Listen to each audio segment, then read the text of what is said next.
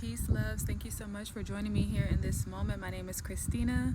I'm currently sitting outside getting some pre spring sunshine, and it feels so good. It's so warm outside, but I had a message that's on my heart to share, and it's about mediocrity and why you would want to cultivate the habit of doing the most. Um, I know in society, some conversations, or at least what I see online sometimes, people shy away from doing the most. People don't want to seem like they're doing the most. Um, and I feel like it's breeding this character trait of like doing the bare minimum or not even trying, not exerting much effort. Everything has to be minimal effort. Everything has to be easy. And you don't want to get into a space of where you're not doing the most, and it's almost as if it's a bad thing to do the most when you would really want to cultivate that type of character. I guess in the aspect of, say for instance, a job. Say you're working a job that you don't like, and you're just like, oh, I'm only going to do the bare minimum. They don't pay me enough to do all this, that, and the third. And you start to do the bare minimum, and while you think that's actually benefiting you, it's actually hurting you, because now you're cultivating a habit. You're cultivating the habit in your work, in regard to your work, that you're going to do the bare minimum. So say for instance, you decide to become an entrepreneur. You want to start your own business. Well, guess what?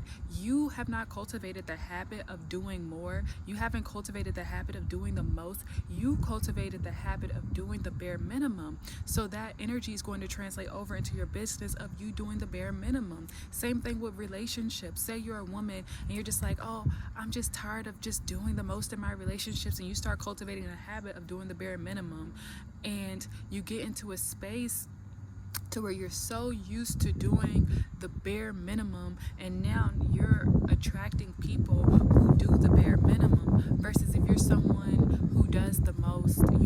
Say for instance, you're someone who does the most in business, in regard to working for someone else. When it comes time for you to become an entrepreneur, or you're at a company, you're more appealing. That's not the word that I want to use.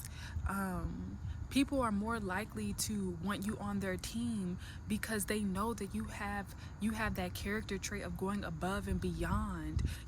When it comes to relationship, people are going to want you more because you do the most, because you go above and beyond, and they can count on you to do that.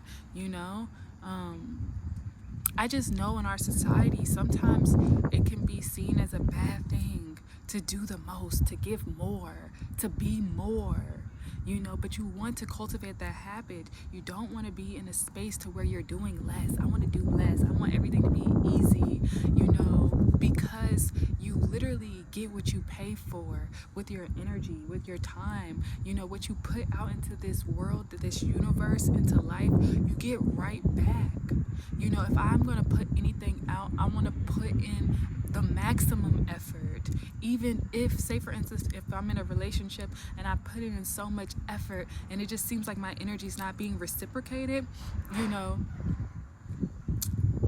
it seems like my energy is not being reciprocated, I'm going to leave that situation. But eventually what I would hope would happen is that I would attract someone who also does the most, and resonates with